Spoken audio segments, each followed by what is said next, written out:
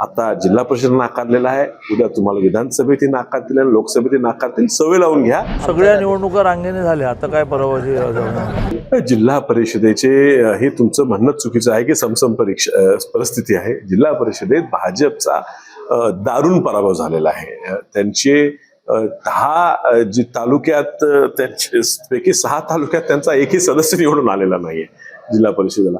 म्हणजे ही त्यांची वाईट परिस्थिती आहे. 16 सीटा त्यांनी निवडून आणू शकल्या. सगळ्यात कमी स्ट्राईक रेट आज त्या पक्षाचं राहिले. अर्थात महापालिकेला सगळ्यात हायस्ट स्ट्राईक रेट हा काँग्रेसचा राहिला होता. आज 2 नंबरचा स्ट्राईक रेट काँग्रेसचा आहे आणि 1 नंबरचा स्ट्राईक रेट हा शरद पवार साहेबांच्या राष्ट्रवादीचा राहिलेला आहे. म्हणजे जिथं जेवढे लढवलं त्यातले किती जिंकलो. ह्याच स्ट्राईक रेटमध्ये महाविकास आघाडीचे 2 घटक पक्ष राष्ट्रवादी आहे आणि काँग्रेस हे 2 आघाडीवर आहेत. भाजप खूप मागे आहे.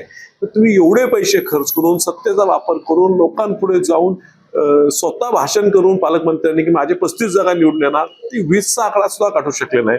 अर्थात आमच्या कुठे कुठे मैत्रीपूर्ण लढती झाल्या, त्या होणं चुकीचं झाल्या नसत्या तर काढायची. मी आधीच सांगत होतो, लोक मला गमतीत काढायचे की भाजप मिरज आणि जत ह्या 2 तालुक्याच्या पलीकडे तुम्हाला कुठेच दिसत नाहीये आणि ह्या ठिकाणी जरा फक्त आम्ही एकसंघ लढलो असतो तो 1 आकड्याच्या पुढे भाजप जात नव्हता.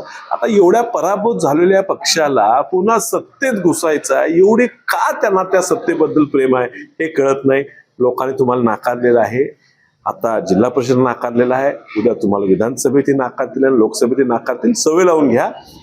पराभव हा जनतेने तुम्हाला दिलेला आहे, तो स्वीकार. म्हटले की भाजपने आता पराभवाची सवय लावून घ्यावी.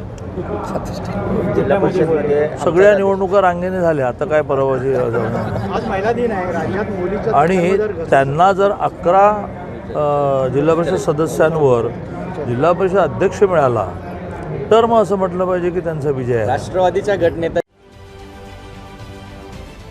महाराष्ट्रातील सर्व बातम्यांचे विश्वासार्ह व्यासपीठ,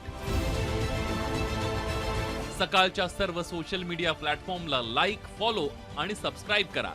तसंच सर्व नोटिफिकेशनसाठी बेल आयकॉन प्रेस करायला विसरू नका.